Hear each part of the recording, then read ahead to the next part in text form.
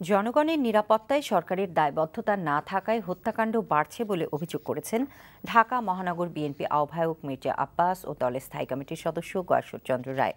মহানগর বিএনপির আহ্বায়ক কমিটির এক সভা থেকে এই অভিযোগ করেন তারা।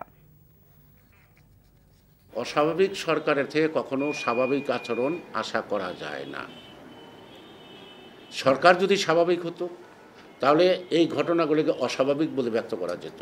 খুন খারাপি আর গুম, সেটা মহিলা, শিশু, নারী, হিন্দু, মুসলমান, চাকরিজীবী, বড় ছোট বলে কোনো কথা নাই। জনগণ দ্বারা যারা নির্বাচিত হন না, জনগণের প্রতি তাদের কোনো দায় দায়িত্ব থাকেন না।